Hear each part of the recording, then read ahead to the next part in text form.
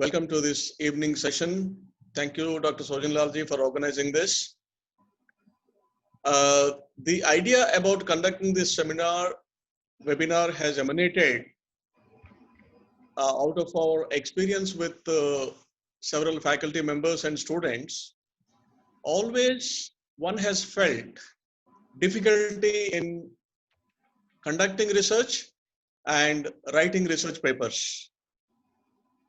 Difficulty starting from meaning of research, difficulty starting from framing the title, subtitle, objectives, hypothesis, methodology, and so on. There is always a diversity of thought, and then there is no oneness.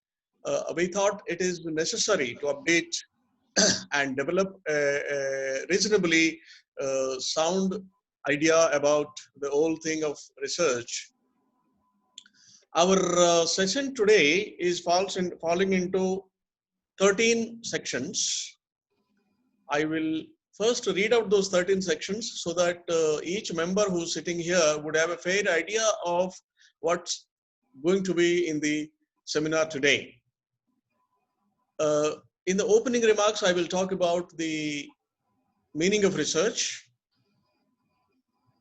because the research itself has got wider meaning and many people construe the research in different ways. Later on, section number 1, title and subtitle. 2, introduction. 3, objectives, how to frame objectives, how to frame hypothesis. Number 5 is the literature review. Number 6, methods and materials. If it is science and engineering subject, you would write more about methods and materials. Number 7, need for the study. Number 8, scope and limitations. Number 9, research design, which includes sampling, questionnaire, data collection methods, and so on. And we have data analysis part, we have discussion, conclusions, and bibliography. There are 13 sections. How to write each one of them is a nightmare for many faculty members and scholars, particularly in the beginning of the career. If you're a person, most people, what do they do is that they acquire PhD and forget about research. But I would say that research life has started after attaining PhD.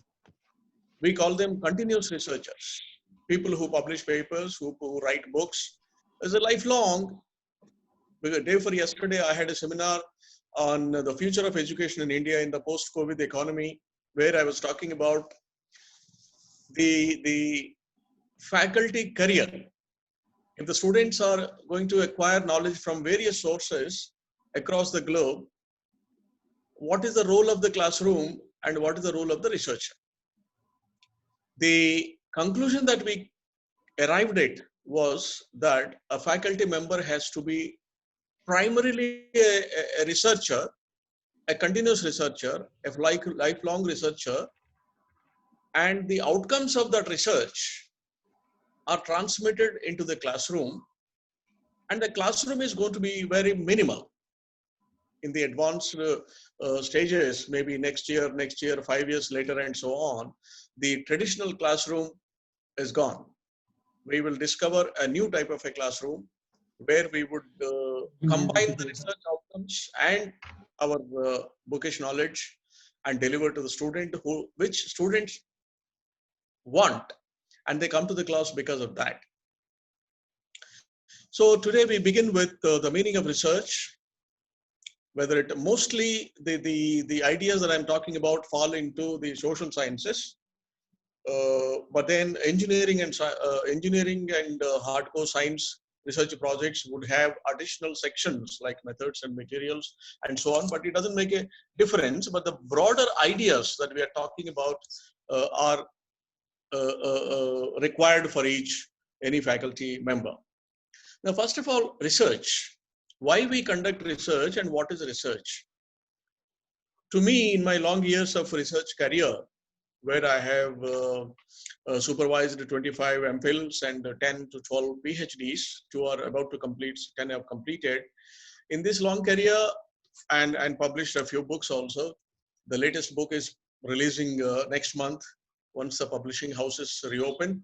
Now, in this research, what I find is research is the process of establishing a new phenomenon, or research is the process of giving new interpretation to an existing phenomenon. There are only two aspects of research, two goals of research. Either you bring out a new concept, new phenomenon, a new material, new machine, whatever it is, something which never existed before, you establish. That is the research. Or you give new interpretation to an existing phenomenon, existing material, methods, give a new interpretation, make it applicable to wider audience, to global audience. That is also acceptable as a research outcome. So either a new phenomenon or a new meaning to an existing phenomenon is the purpose of research, and the process of establishing such outcomes is the research process. Now, many faculties get stuck in the beginning itself. How to write title of my project? Now, there is no one answer for this, as you would obviously, most of us, you would agree that different people write the title in a different way. But in 90% of the cases, there is a main title and there is a subtitle. Main title is the broad domain. Subtitle will specifically indicate what you are going to do in this research. For example, an empirical evaluation of impact of coronavirus on Indian economy could be one title. I am just instantly saying. Your subtitle could be with special reference to ITC Limited in Hyderabad. So you narrowed it down to a broad domain, which was an impact of coronavirus on Indian economy, and you brought it down to a special reference to ITC Limited, and you also said in Hyderabad. So from a broad perspective, which is very broad, it's like a funnel, a very broad in the beginning, and it comes down to a very, very, very narrow level, a specific point you would like to. So the title itself will speak about your research. So they say well-defined is half done.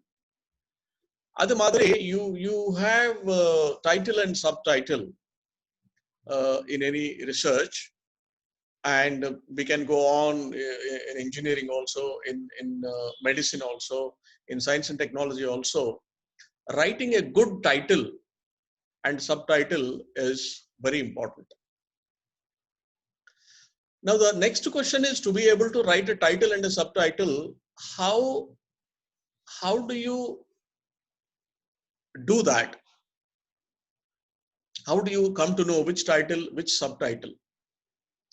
Now, my answer is, one would begin with literature survey, the secondary literature survey, secondary data collection, and particularly on a problem which people are suffering. I'm not talking of theoretical research where you come out with a new mathematical formula or establish a new gene. That's a basic research. There's a basic research which is going on and on, but for faculty members, the applied research is the focus of research which the Government of India wants, which also the United Nations have specified that the need of the hour is applied research. Now, by applied research, what we mean is exploration of the social problems which will improve the quality of life of people. a broader goal of research, why do you want to research ultimately, is not to really research something and keep it in the shelf and get your PhD or Nobel Prize and vanish into thin air. That is not the purpose. The research outcomes must come out with solutions to improve the quality of life of a society. That is the basic purpose. That means the research has to be applied. It should be applied research. Therefore, while selecting a title and a subtitle, please look at what are the problems which are going around in the society, in a college, in an organization, in the broader spectrum of science and technology, that you would like to pick up as a research domain. That is how Ola has come out with the aggregation of drivers and taxis. That's how Amazon has come out with them. That's how Snapdeal has come out with solutions to facilitate the life of people in the society. So a researcher must be a very keen observer of what's going on in the society. And whenever you come across a problem, you take up that as your research topic.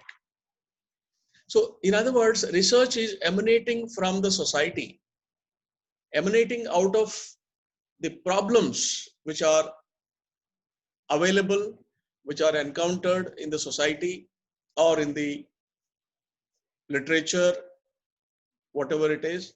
So therefore, primarily we are saying the title and subtitle would explain the problem that you are attempting to solve by doing this research. In the Viva Voce, the first question we'll ask is, why did you select this topic? What is the appropriateness of the topic? You should be able to say that, sir, I have done this literature survey. In this, I find that so many research scholars have taken forward the subject into 8th milestone. This is where the research has stopped on this particular aspect. I would like to take it to 9 or 10. Therefore, you are advancing the knowledge. That is the appropriateness of this, of your title and subtitle or the problem that you have selected. Now, to be able to identify the problem, you must study at least 2 PhD theses.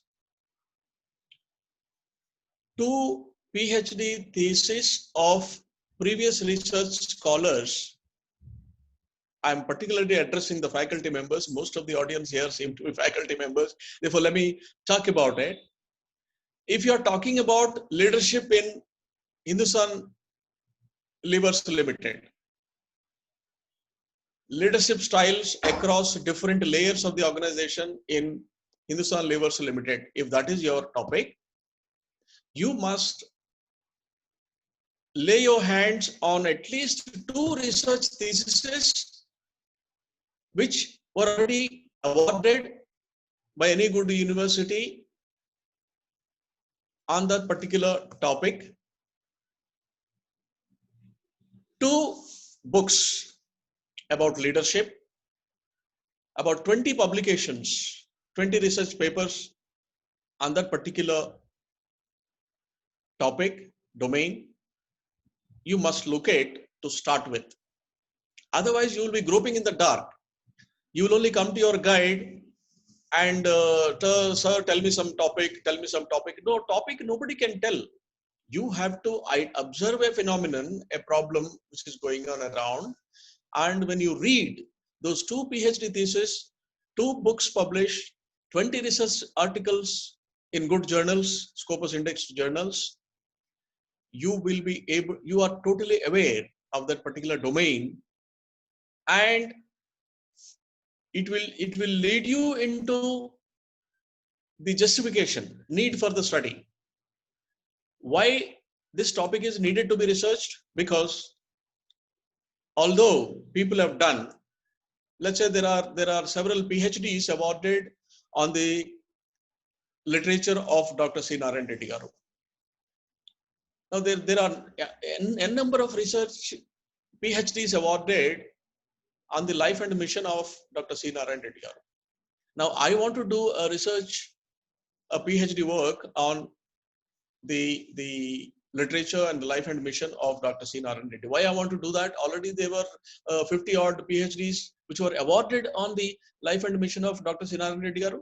My answer would be, sir, I have gone through majority of the works already published, already done, awarded on the life and mission of Dr. C. Narayan Reddy Garu. But then I find that the women's liberation aspect is not enough explored. Therefore, I would like to explore the aspect of women's literature, women's liberation in the writings of Dr. C. Narayan Reddy Garu. This is the reason why I would like to take up this. That answer will be a fantastic answer in your Viva post, and justification, need for the study becomes very obvious. So that is how a topic must be selected and a subtitle must be written. And the next one is introduction. Now, we are not talking of copy-paste style of research. We are talking of a research and a paper writing where a scholar writes by his own handwriting and show it to the guide. There's no point, there's no need. We just don't appreciate the internet copy-paste kind of material that we want. Why are you bringing it to us? It's already there. It's a crime. We don't appreciate copy-paste at all. Universities would allow some 20, 30%, 25% of plagiarism, but I would not accept that. Accept some formulas, some analytical tools which are standardized in the literature. I don't think any scholar must attempt. You have 3 years of period. You will complete research in 2.5 to 3 years. You keep writing, even if you write 10 pages on a particular day, 5 pages on a day, in 1,000 days, how much you will be writing? But you're not doing that. What you're doing is that you're waiting, you're going around the dean's office, you're going around the faculty members, you are trying to look at some copy paste here and there, and things are wasting your first year. It's only in the second year the research is beginning. You're able to make a title, and no, you start writing from day one. It's a lifelong research. So that having been said, in the introduction, what we are supposed to write is the context, the broad area of study, leadership styles. You write about how many leadership styles are there and what are the characteristics of good leaders, and you take some examples. You can write it by yourself. You already read two PhDs, 2 books and 20 articles on these aspects. So you have certain learnings which have come to you from that. So you should be able to put down on paper, and that becomes introduction. There's no need for copy paste at all. So the introduction, if it is a PhD thesis, it can be about 10 pages. If it is a research article, maybe about a page, 1 page or 1.5 page, where you will bring the audience to the context and a broad area of study. I'm going to explain about the this research is about the leadership styles. This research is about HIV/AIDS, the life cycle of HIV/AIDS at different temperature levels, where I am analyzing the blood samples of the HIV/AIDS patients and studying the DNA replication of that blood sample, and I wish to come out with the behavior of the virus at different temperature levels. This is what you will explain. To say this, why do you have to copy paste? It is something which you know, something which you already studied. something which you already, and people have written in their previous research, people have written in their previous books, people have written in their research articles. Every research article, if you look at 10 to 25 synopsis, for every research paper, we have a synopsis. Pick up 25 such synopsis, write them in your own words. Don't copy paste. That becomes an excellent context, writing an introduction. So therefore, please let us appreciate the idea of writing the introduction, writing the context and broad area of study in our own words, and not resorting to copy paste. Now I come to the objectives, how to develop objectives. Usually any research paper would have a 4 to 5 objectives, and each objective would lead to its corresponding hypothesis, a null hypothesis. I will not explain what is a hypothesis, what is a null hypothesis, and alternative hypothesis, and so on here. That is into the research books and all that. But how to develop objectives is again a problem to the research scholars and faculty members. The objectives are coming from the title itself. You have decided to study the impact of coronavirus pandemic on Indian economy with special reference to ITC Limited. Let us say this is your topic. If this is a topic, your objectives are very clear.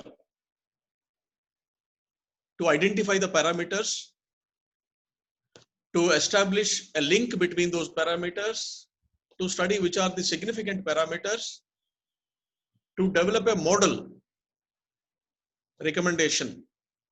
This is how the company must cope with its problems in the post-COVID economy. These are the objectives. And each objective automatically becomes a null hypothesis, because null hypothesis would say that it is not possible to establish these parameters. It's not possible to establish a link between them. There is no link between them. Like this, you would develop a null hypothesis. Every objective must have a null hypothesis. 4 objectives or 5 objectives, each one giving to a hypothesis. And each objective is coming from the title itself, title and introduction, where you have studied, where you have found the gaps. Like I said, these previous scholars have brought it to 8th milestone. I am going to take it forward to 9th and 10th milestone. So my objectives are very, very clear. And if it is science and engineering subject, you can write the methods and materials.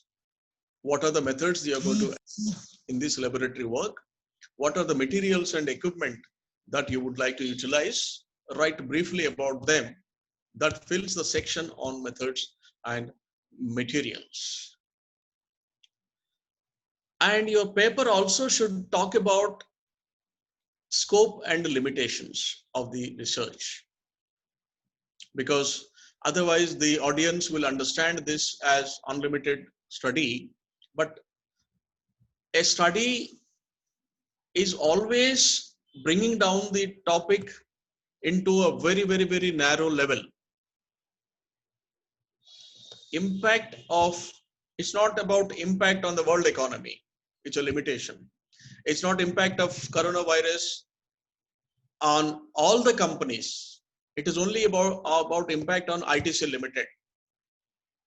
Study done at Hyderabad on a sample of 500 respondents.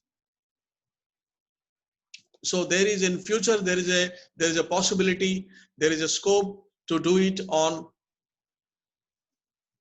1,000 respondents, 10,000 respondents. Bigger studies, broader studies can be done later on. But my study confines itself to the 500 respondents, and This is how I'm collecting data. So this is the scope and limitation of my study, and two paragraphs about scope and limitations of the study we must write. Now the next one is research design. Now the research design is about sampling. If it is a social research, about sampling, the sample size, the data collection tools and techniques, development of a questionnaire. All these things would fall into your research design. Let me talk of sampling to start with. Now, I'm not going to explain the methods of sampling. I'm not going to talk about random sampling and probabilistic sampling and non-probabilistic sampling and so on. But in social research, the simplest method of sampling, like quota sampling, can be adopted. I'm not recommending, I'm just citing an example. Like quota sampling, stratified sampling can be adopted, because normally what we do is we divide the population into several groups and subgroups and pick up some respondents to make up our 500 sample. So that's how the sample is selected. To suit it to that, we select a sampling method. And most of my research scholars, 10 to 12 of them, which we have done based on the quota sampling only. A convenient sampling, subject to your time and cost limitations, you would adopt this. And if it is a laboratory work in chemistry or mechanical engineering, of course, the sampling of like social sciences may not be relevant. It's about equipment calibration, data collection, tabulation, and correlations, and so on. But essentially, in social sciences, you would do sampling and select the basic and the rudimentary sample method, so that you will not get into complications and viva voce questions and so on. For example, in one of the research studies, one guy talked about random sampling. So I was in the research panel. I asked him, what is the meaning of random? Well, you have adopted random sampling. What is the meaning of random? Which was very, I mean, he was zapped and he could not answer. And I told him, in random sampling, or in any situation like that, a population, a sample where every member has equal chance of being selected is defined as randomness. So in an army camp, for example, anybody may be picked up to represent a project, but each of the members in the army have equal chance of being selected. A student in the class, you may ask any student to answer the question. In 60 students, each student has got equal chance of being called. Therefore, that is called randomness.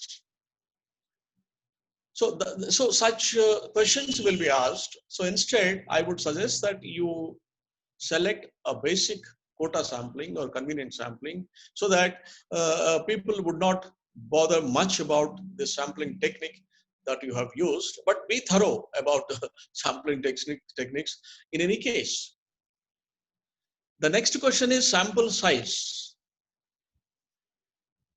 Because in the interview, how do you justify the sample of 500 that you have shown it as sample size? Why not 600? Why not 800? What is the justification for your sample size? Will be my question. Now, Many difficulties were there. Scholars have experienced a lot of problems in surmounting this particular issue in the research and in the viva-voce. But one common solution was that as long as the sample is 25% of the population, there are certain formulae which will establish the justified amount of sample size that you should have. But broadly, as a thumb rule, if you have 25% of the population picked up as a sample, that would minimize the error. After all, what is a sample? A sample is a representative portion of a bigger population, which will exactly, a study of which will exactly give you the story of the whole population. That is, after all, meaning of a sample. And you must select the sample with as minimum an error as possible. Therefore, we recommend, especially in social sciences, we recommend that 25% of the population must be the sample size. Now, we will also ask in the viva-voce, how did you define your population? Now, I would say that, sir, I wanted to study the impact of coronavirus on Indian economy. I have selected so many companies. My study was at Hyderabad. I have selected 10 companies. And out of that, I have selected this company. In this, there are so many employees. Out of that, I have picked up 25% of the employees to be interviewed. They are my respondents. Therefore, my justification of the sample. So essentially, we are saying that there must be some justification for the population and sample size. You should be able to answer these questions in the interview. Now, the next question in the research design is a questionnaire. This is another problem area for the scholars, how to develop a questionnaire. Questionnaire is not a list of questions. There is a difference between a questionnaire and a list of a heap of questions, a dump of questions. It is not questionnaire.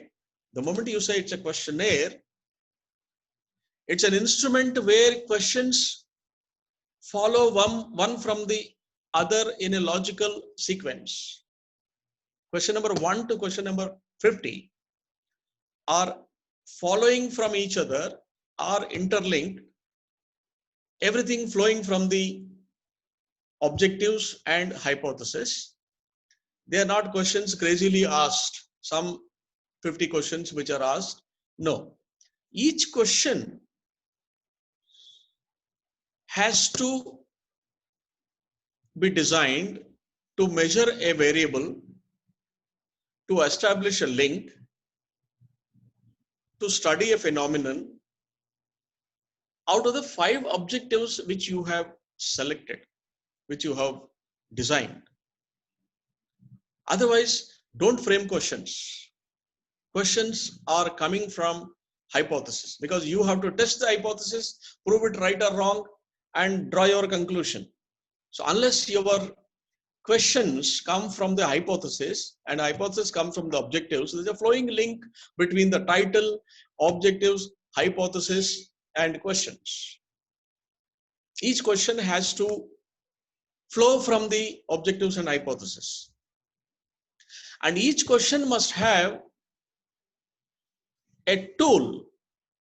Either it must be chi-square, it must be t-test, it must be f-test, or any other statistical tool using which you will analyze the data of that question. 500 people will answer that question. How do you analyze? All these 500 would be fed into a system and then an analytical tool. So which tool would you employ? So each question must have a tool associated with that. When the data comes, I'm going to utilize chi-square, I'm going to utilize t-test, f-test, factor analysis,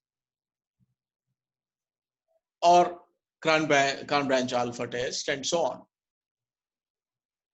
I would appeal that the questionnaire is carefully designed, and each question I have developed a model and circulated in RG Kedia College to faculty members, where there were about 25 questions, each question linked to one research tool.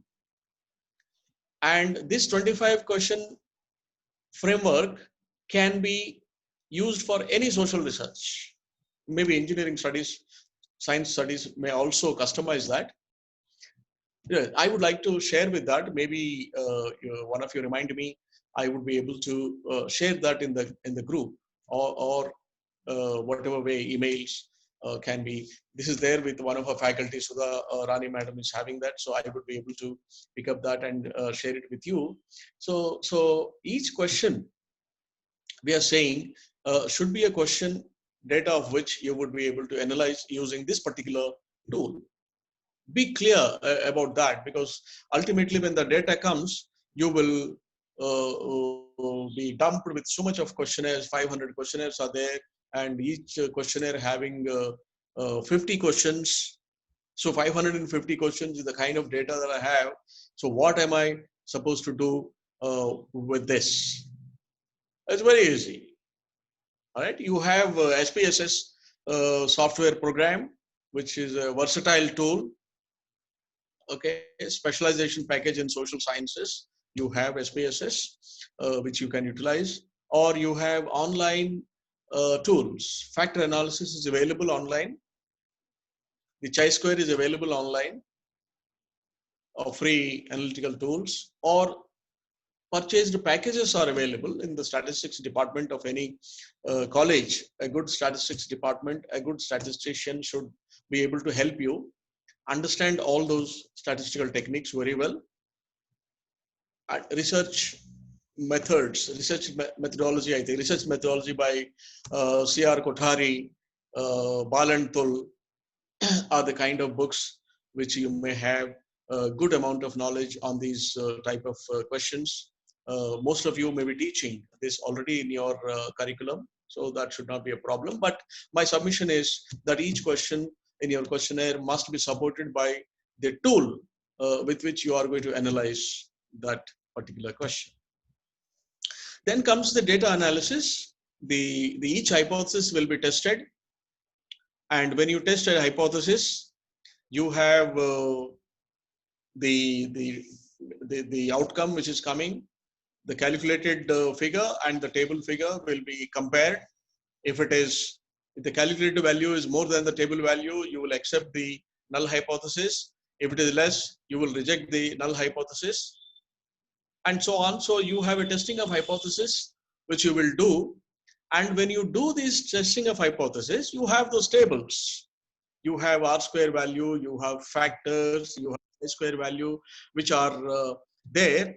That are all those tables you can put before you and say, I have accepted this hypothesis because of this. Because I have accepted this hypothesis, my recommendation is this. So in your discussion, there must be a discussion section. The data analysis tables are available. Following that, each table, each graph, you will describe and come to a conclusion. So that is discussion. Why you are doing that? Sometimes the conclusions may be erratic. So as a research scholar, I do agree or I don't agree with this, but my secondary research, my reading of the books and previous works suggests to me that this parameter should be like this. So I would recommend like this. So there is a discussion which takes place. So in the discussion section, each statistical table you will describe and do some discussion, write some. It's all discussion. Nobody can copy paste. It is all you are writing by your own. You describe it and then write your conclusion. All these conclusions you pick up and put it in one place. In the last section, 12th section, it becomes conclusions and recommendations. So that's how it is going to be. And the last one is bibliography. Usually what we come across is a lot of PhD thesis that we study would not have a link between the text of the research report and the bibliography. Bibliography is copy pasted from somewhere else, and each item in the bibliography has to find a citation somewhere in the text. Otherwise, why did you add it in the bibliography at all?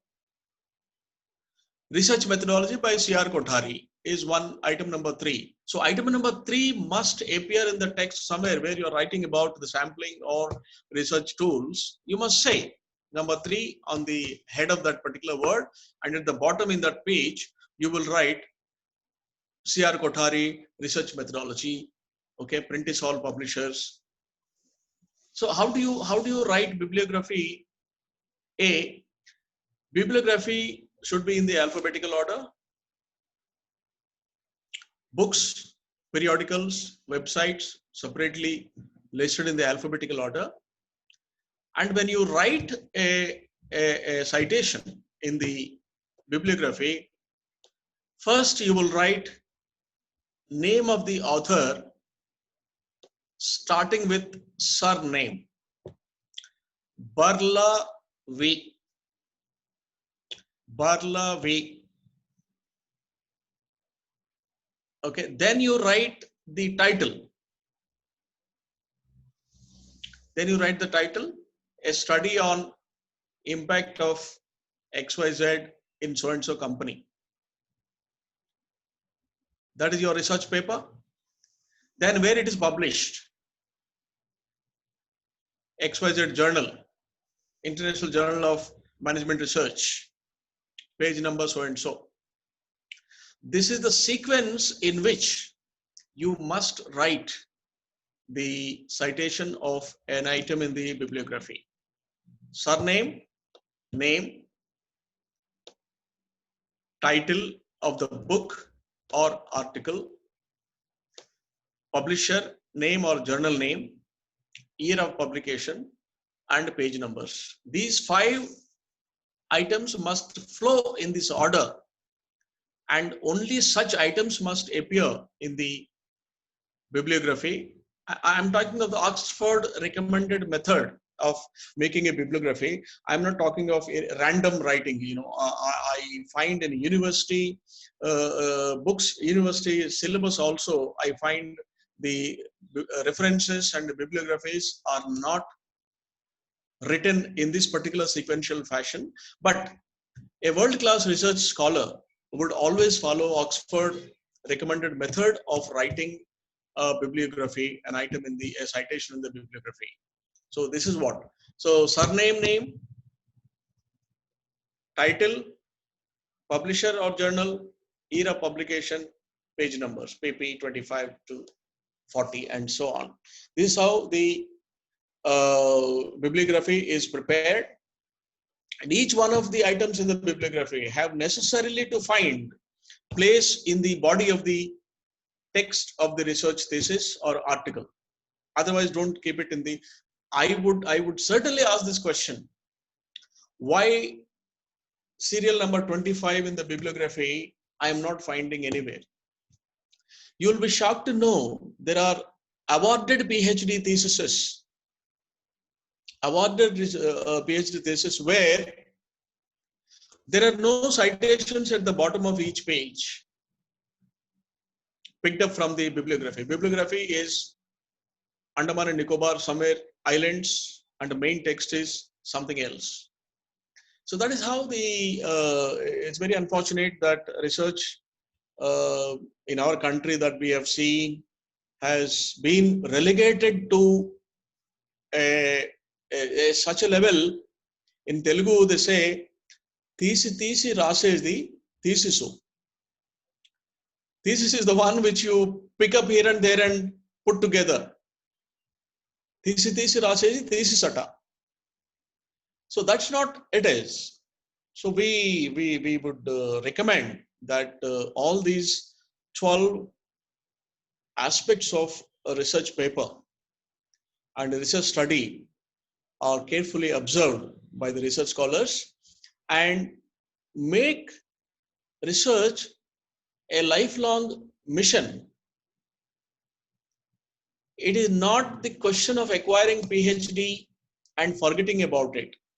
Such faculty members have no future because students will have several sources of acquiring knowledge. They will not come to the class. Already the class strength has fallen down to the bare minimum level, and sometimes they don't come to the class at all. All of us know this situation. And classroom is dead. In other words, classroom is dead. If the classroom is dead, where is the teacher? What is the career for a teacher? You are a researcher. The new avatar of a faculty and each faculty member is in the post-COVID, let us say, let us all convert ourselves into research fellows who have a lifelong mission of conducting research. Every semester, at least 2 papers you must publish. Every year you must write 1 book, 1 international seminar, a couple of national seminars. Keep doing it, accumulate knowledge, and such knowledge transmit to the students, and they come to the class. They don't come to the class just because you have a PPT ready in your hands from the old archives, and you display that PPT and read those words, fashionable words, well animated templates. Is it for that the student should come to the class? He has better ways he has NPTEL, he has edX from Harvard University, MIT, he had MOOCs from IIMs, he had digital education from IITs, freely available in the outside economy. Therefore, they don't think that they come to the class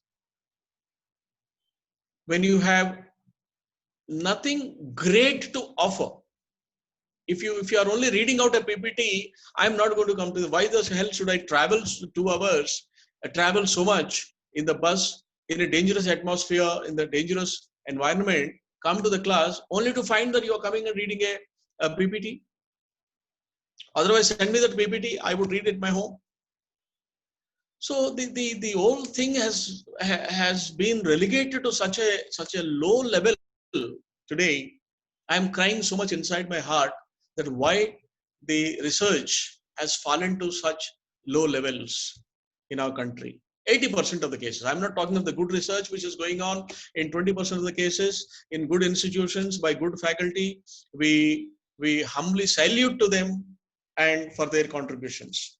But we are talking of the rest of the 80% of the low class C grade, D grade, F grade kind of a research only for the purpose of showing an article or making a PhD, purchasing a PhD rather, I would say. It is only for that purpose. If we are making research study, you have no place. Better find an alternative vocation for yourself. Don't be in the academic circles. Be a researcher, be a scholar for a lifetime. For a lifetime, and give your fragrance, continuously give your fragrance to the academic community. This is what it is.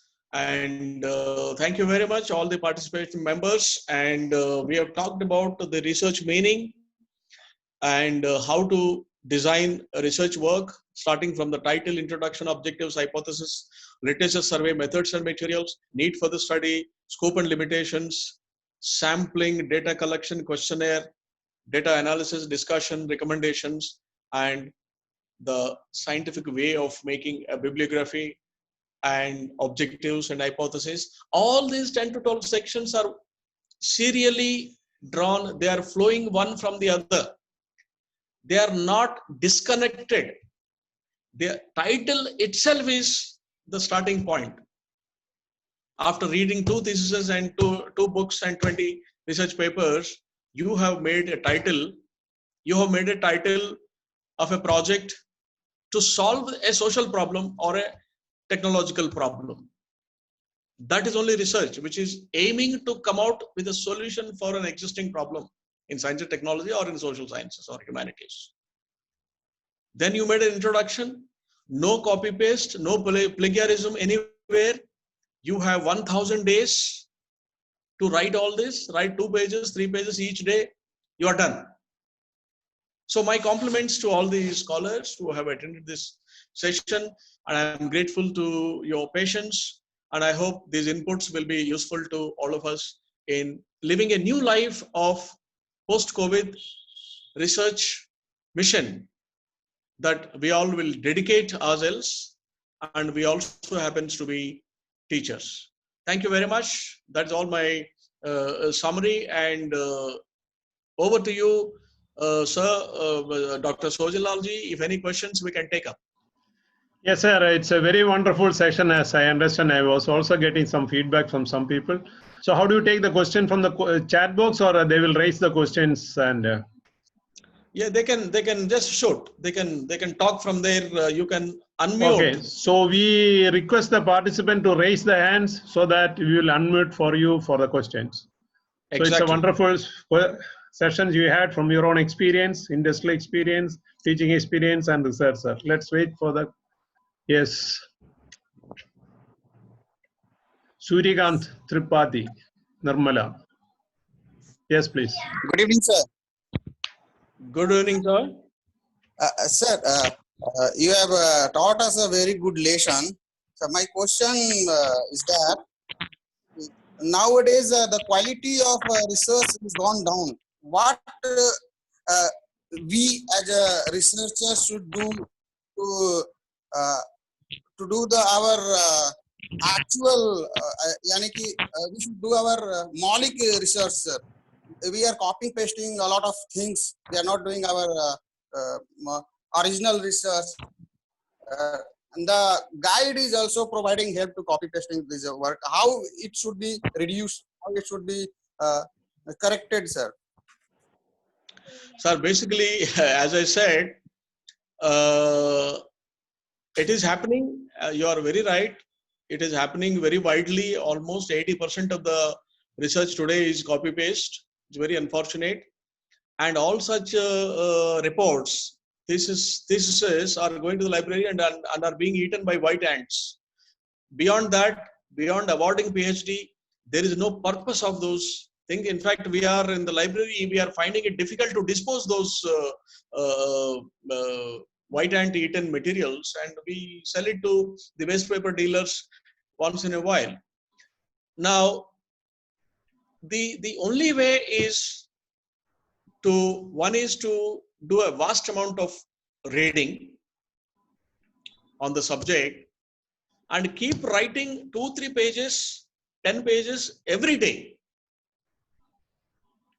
That gives you confidence. That gives you confidence, and a researcher has to do that. Otherwise, the paying money to somebody, adopting ghostwriters, paying money to the guide, and he will cull out from his previous researches and give you something because he's the guide, and he will tell his colleagues to approve it because you have given money, they will approve it, and you get PhD. That's it. You are not a scholar. You will become a scholar by 2 aspects: reading and writing. Every scholar must have a reading habit, a voracious reader that you should be, and every day you write. 1 page you write. Can you not write 1 page every day? You have 1000 days during your research study. 1 page, 2 pages, very easy to write. Only thing is we have to change our habit of sitting quiet and looking for somebody else. No, you yourself are great. You can write 1 page very easily. 10 pages on a weekend, 10 pages you write in a week and show it to your guide. So this is what I have written. This is my, in our time, we used to write everything by hand. There's nothing like typing. Handwritten manuscripts were to be taken to the guide, and guide would correct it. Again, you write it. That's how the research used to be. So my submission is that all of us must adopt a lifestyle of reading and writing. Thank you very much. Over to Mr. Vijay Kumar Sajjan. Yes, If sir. you want, you can come to the video also. Yes, sir. Sir, myself Vijay Kumar Sajjan, sir. Actually, I'm doing a research on one simple topic, sir. That means initially you told no, sir. The topic related to social thing in the sense it will be helpful. Like that, I thought and I initiated the work on IoT based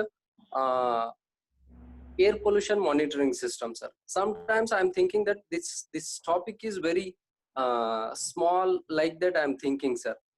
Whether I'm in right way or I'm in which path I'm not getting, sir. For that purpose, I'm asking, sir. No, Mr. Vijay Kumar, it's a good question. In fact, in the Science and Technology division, it's a very good question, and it's a very relevant topic that you have selected, because air pollution monitoring is going to become so much important. Yes, sir. In COVID era and post-COVID era, and the kind of lakes and the kind of environment and the pollutants in the environment that we have, if you can work out a system, a method, an instrument, which will help to measure the pollutants. Already there must be a lot of things like this available. You must go through all of them, and any couple of research works and PhD works which are done on this, you must go through and come out with a new device which will be wonderful. In fact, there are a lot of funding agencies which would like to fund such research.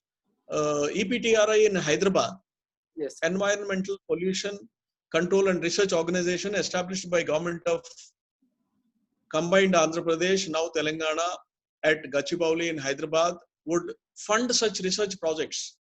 Yes. So kindly write a good research proposal. You must put down all these 10 to 13 subheadings which I mentioned today in my talk, and just put one paragraph in each of them. It becomes a note of, let's say, 10 pages or something. So submit it and seek for funding. Definitely your research is going to be a path-breaking research. We wish you all the best. Thank you very much. Thank you, sir. Thank you. Thank you so much, sir. Yeah, it was a wonderful question, and I think it's very relevant for the subject. Now pass on to Syed Anusuddin. If you wish, you can put on your video also. Yeah, thank you, Mr. Sojan Lal. Are you able to hear me? Yes, we can hear you.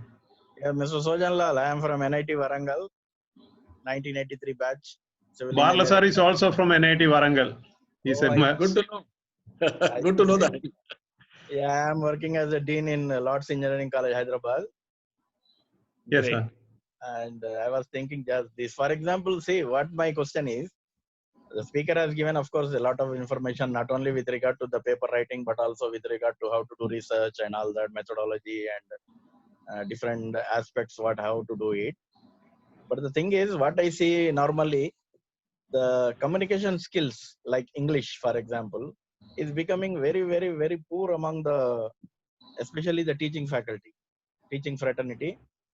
I am finding that English language is very, very weak. I mean, even in my college, I am able to see that.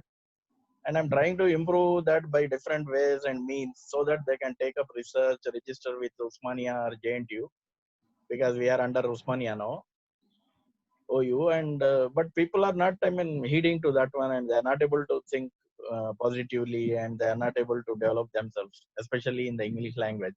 So how to cope up with this situation? That's what I was feeling. Yes, sir. Very relevant question. It's very relevant question and very important question, common to all the faculty members in India.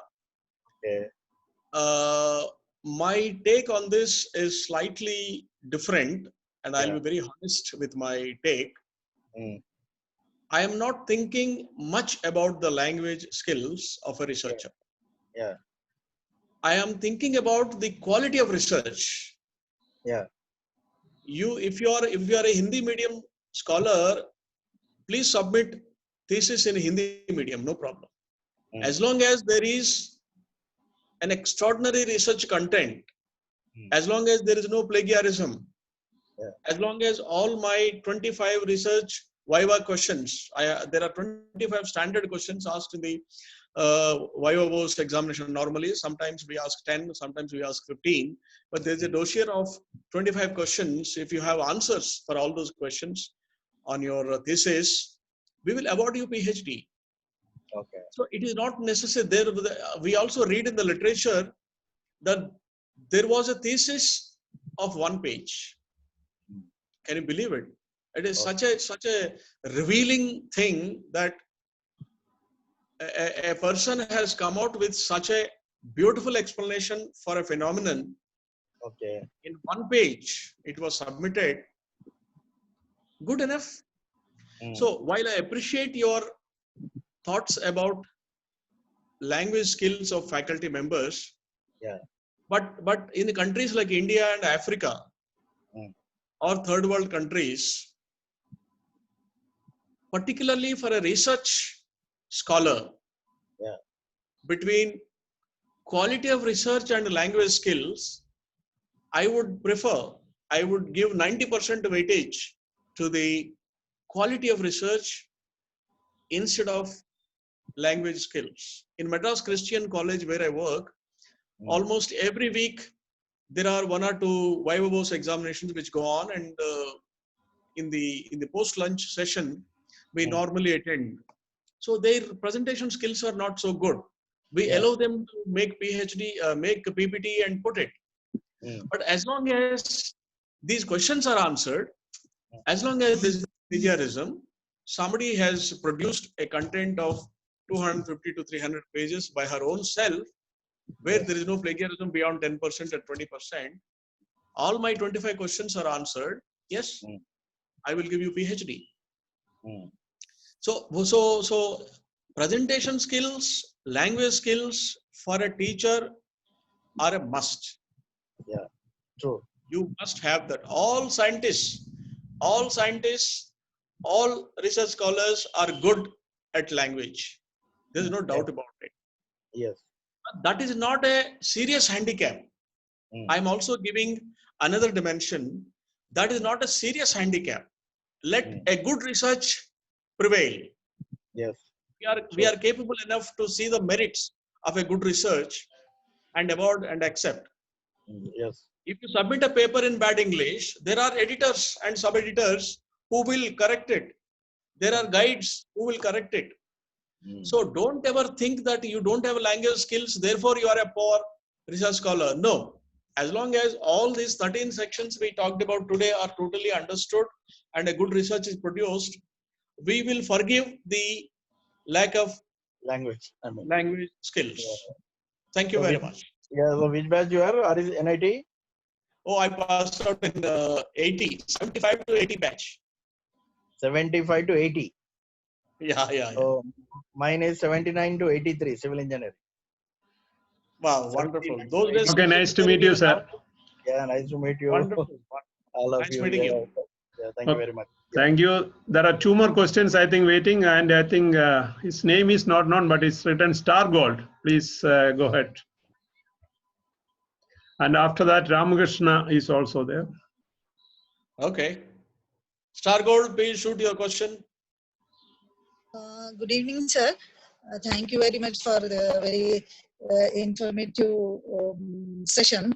I am Dr. Sophia. Actually, this is my name is Star World is my email this thing. But, Okay. my name is Dr. Sophia Taisin. I'm a principal in college. So I have done my PhD in biochemistry. This information was very much related to my thesis as well. But I found here it is what all the points which doctor has discussed regarding the writing of the thesis and doing the research work in 13 steps, how to put the things. But I'm very much thankful to sir. But when it comes to the, I have one more request with the speaker that when it comes to how to write a research paper, because when we are guiding to the students, when it comes to write a research paper, so if he can throw some light on how to write a research paper, like for example, how to write the abstract, to put on the key points, and then again to write the methodology and to coming to the results and then analysis and the discussion, and finally it has to be the conclusion and the recommendations. So if some light can be thrown on this one, so this one will be very helpful for the other participants as well as for the students who will be in line for this work. Yeah, thank you, madam. Very nice question, relevant to all the research scholars and faculty members. We appreciate your question, and congratulations for your research on biochemistry. It's really good. It's a very difficult domain, biochemistry, and then you've done research in that. We congratulate you on that. Now, coming to writing a research paper, every research paper must have these 12 sections we talked about today. We can post these 12 sections also. In addition to this, you should be able to write an abstract of about, let's say, 10 lines. These 10 lines must completely describe your research work. This research is undertaken during the COVID period at Hyderabad on a sample of 500 respondents selected from ITC Limited, and so research tools were employed, and it is found that in the final analysis, it is found that the impact will be for a year. First year it will be 80%, second year it will be 40%, third year it will be, fourth year the world becomes normal.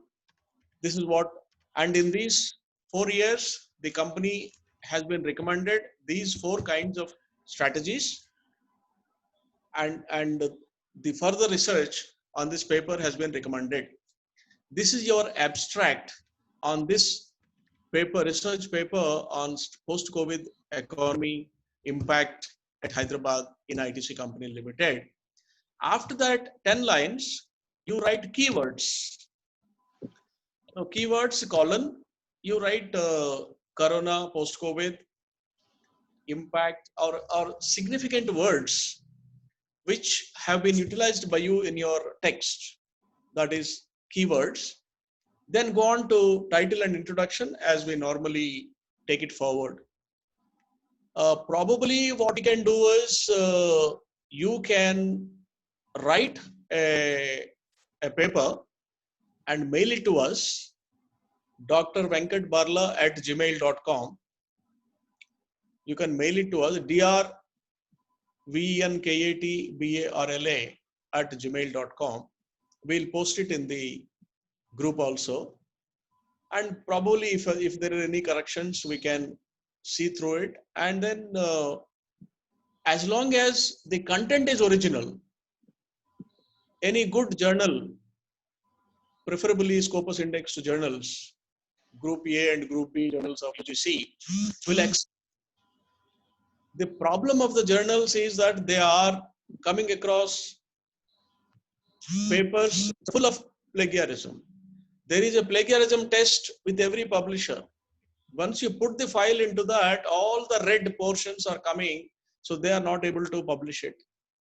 They will ask you money, and finally they will do it and publish. Something will happen, but as long as there is originality and there is sequence, the flow in this flow that we have mentioned today, if it is there, definitely such papers, every semester you can publish a paper.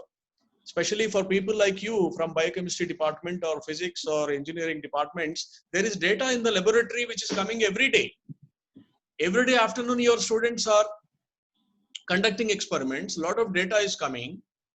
Put it in these 10 sections, 12 sections. There is a paper available every day. Now, the question of filling the English, the question of writing the sentences and all is anybody's job. There is not much of an importance for that. But as long as the original data is there, you are able to put up in these 12, 13 sections, good enough. I think we'll take it forward. We'll be in touch. And if there is any draft paper which is available with you, kindly send us. We'll be able to help you so that a good paper is ready for publication. All the best. Thank you. Now we have online this Ramakrishna, NIT Warangal. You are secretary of IQAC chapter. Welcome, sir. Yeah, Ramakrishna garu, welcome Andi. Nice meeting you. Cheppandi. Finally, glad to see you all. And I hope it is not disturbing to others, but I'm very glad to see all this very serious. Sir, to be precise, when you were in the college, I was born. Oh, Glad to that's see very good. the principal of MBITS, Dr. Sojan Lal, who has been a very good guide for me for the past few months. And also glad to see Dr. Syed also, whom I was not aware. First, thanks to the organizers and to Dr. Sojan Lal, particularly for inviting and giving this information, very vital for me particularly. And Dr. Barla sir, very happy to go through all that you were saying. I was completely silent and listening, trying to absorb as much as possible. Coming to my particular query, anyways, I have the hope I have the liberty of getting back to you, Dr. Sojan Lal and Dr. Barla. Yeah, sure. Sir, I have been in the industry, in a very big industry. In this number of organizations, we have technical training wings as well. Presently, I'm the overall in charge for the skill development wing. And nowadays, skill development is a buzzword, particularly from the past NDA regime. This is the second time. There's a particular ministry for that and all. What I have been working in the skill development area for more than half a decade. So since I have already got 40, I thought of doing a research which will be useful for the society and also which will help for my career as well. But coming to that, actually being in public sectors, we are mostly guided and advised by the government, by the ministries. So we'll be doing all the statutory things. Right now we are affiliated to the National Skill Development Corporation. And we have to do whatever the guidelines those come from time to time. So, but being in the skill development front right on the field, I have observed that there are many issues which require a lot of improvement. My question straight is that suppose if we can find out the lacunas or the failures from the government, are they going to impact or are they going to be not good? I mean, shall we make some survey or research which is sweet for everybody, or do we have the liberty or freedom to come up with some maybe not so sweet or maybe a better result? Will it be okay if we can take up such research, or it is not advisable thinking about the career and other things? Sir, please be straight because this is very initial stage. I'm just having the thoughts in my mind. I'm yet to start up. So your today's talk is very useful to me. I'm one of the very big beneficiaries of this. So I request you to give a straight answer for this. Whether the results can be better after the survey or research. Yeah, wonderful, Ramakrishna garu. It's a good thing that you are into skill development, which is need of the hour. The government's priority area. There is so much that a separate ministry, which the 6,000 crores has been set up by Government of India for skill development. And people like you who are into skill development can do a wonderful job, can contribute quite a lot. There is a lot of scope, a lot of career awaiting you, and you can do quite a lot. Now, coming to your research, when you come to the government, you can come out with solutions for many problems. You define your problem, come out with a solution, but present it as an appreciation instead of criticism on the government. For example, if you take the In Hyderabad, we have Hussain Sagar, which is full of pollution.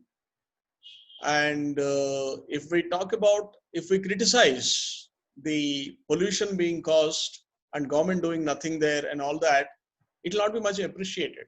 Instead, what I will do is, these are my ways and means. I recommend this method of correcting biologically dissolved oxygen in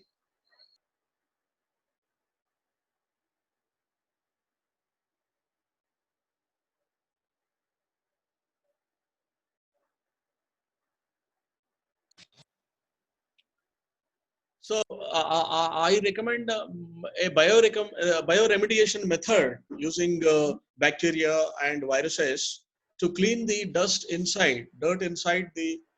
I come out with this solution and I present it. Similarly, if I come to the skill development area, okay, I divide the population into so many social sectors, and in the lowest social sector there are certain learning difficulties of students or employees or workmen, and this section of the workmen problem is because of so and so reasons their learning difficulties are very, very low. Therefore, I recommend this method for giving special attention to this forgotten section of the society. These are my methods and materials. These are my recommendations. So if you come out with a research proposal of removing the learning difficulties, say skill development is all about learning, and it has been a one-way traffic. There are some lessons and there are some trainings giving from top to down, and it's been a one-way traffic. Nobody is bothered about whether the person concerned, the target audience, is receiving that skill. Have you evaluated how much is received, how much is not received? How the unreceived or unfulfilled portion of the learning should be refulfilled again? What are the next materials and methods? So that impact measurement has not been happening. Therefore, in our country, skill development has been, MSME ministry or MSME departments and all are utilizing funds. But then I would like to see a day where the impact is measured and the corrective actions are taken.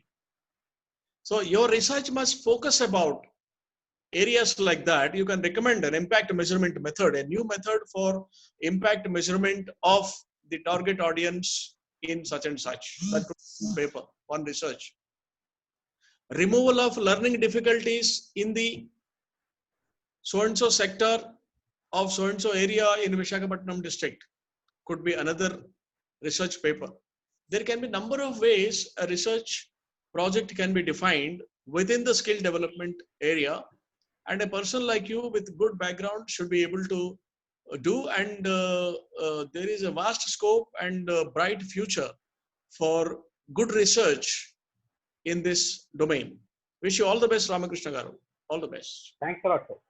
That's a wonderful reply. Thank you. I'll get back to you. Yeah. Now you have Muthannachami. Please come forward.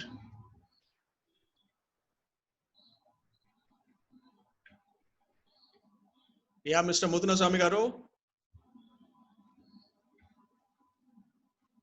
Yes, you are unmuted.